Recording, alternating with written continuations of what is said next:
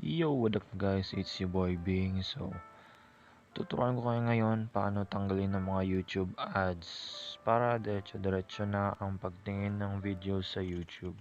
So, relax lang kayo, step by step to. So, let's go. So, una guys, open nyo yung link ang link nasa description below. So, open nyo yun. Ito yung link. Type natin vansApp.com. So, enter nyo. Pero nasa description na yung link. So, ito yon. Press nyo yung Vans Manager. Press na yan. Hintayin nyo.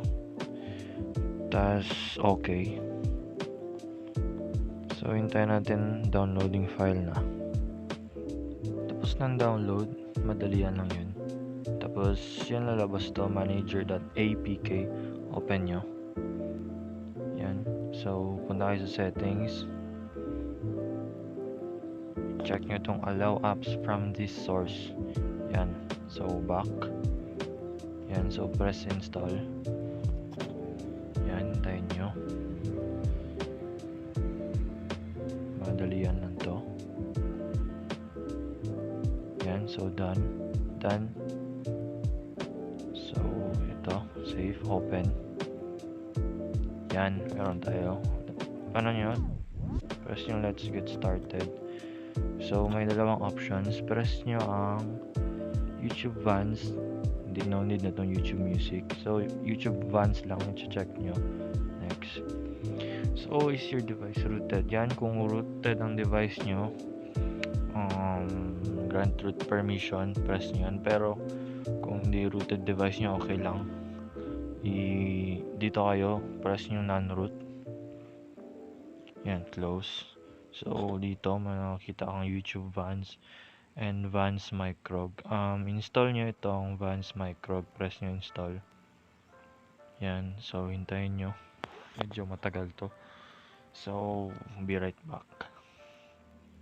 Yun, tapos na. So, press nyo in settings. Hintayin nyo. Tapos, allow apps na naman. So, back. Install. Done. So, hintayin nyo na naman. Yun. Checking. So, okay. So, tapos na na-install ang Vans Micro G. After nun, press nyo itong install para sa YouTube Vans. Yan. So, same. Pwede nyo palitan. Yan.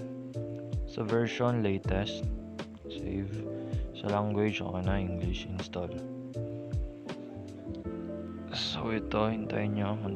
Madali lang to. Hintayin natin.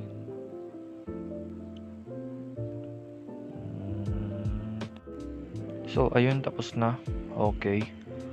Back nyo na. Punta kayo dun sa mga recent installed apps. Ayan, nasa home nyo. Yun ang nya, icon. Open natin. Later.